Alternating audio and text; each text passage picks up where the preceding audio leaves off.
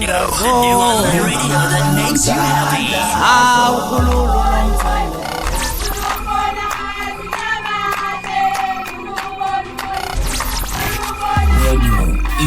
Inkezo.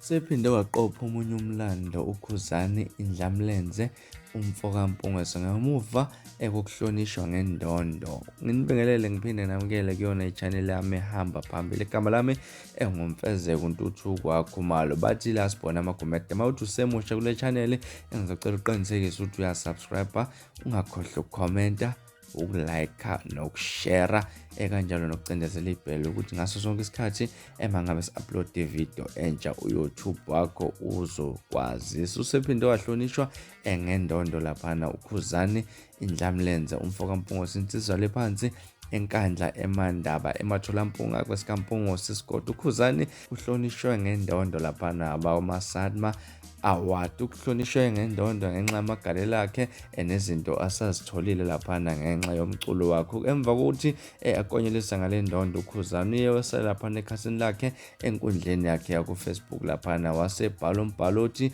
esekuvele kwaqopheka umlando eMpumalanga amasadma Award ehlonipha inkosi kaMaskandi ngendondo ngenxa yamagalelo aye emculweni wesintu. Ngangingazi ukuthi lo mculo uyongibeka kuleli zinga, zibalwe zonke izinto esengizenzile kule ndima. Wasesho ukuthi le ndondo iyokwandisa ezinye indondo. Ngibonga ngiqedi eSouth Africa, ngibonge eMaBlue Nation. uNkulunkulu anigcine nina ngokuwa enivuke nami. Ngiyabonga kubantu bamasadma, lokhu kusho lokhulu kumina, ngiyabafisela nabanye ukudla. Wasesho ukuthi isandla esedlula ekhanda. Bafethu ezindaba ezimnandi kakhulu lezi ezihlala lapha, insizwa esencane kakhulu uKhuzani umfokaMpungose ngokuhlonishwa engamagalelo yakhe nje laphana asawenzile endimeni yomculo kaMaskandi. Ngabe kuthini mhlambe ekwakho ukuphawula mayelana nalolu daba? Ungakhohlwa ukudlulisa wakho umbono kwi-comment section. Kanza kwethu bekuyona ivideo yanamhlanje lana bekulana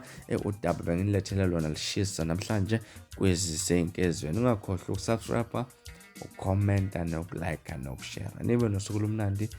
Ngithanda kakhulu.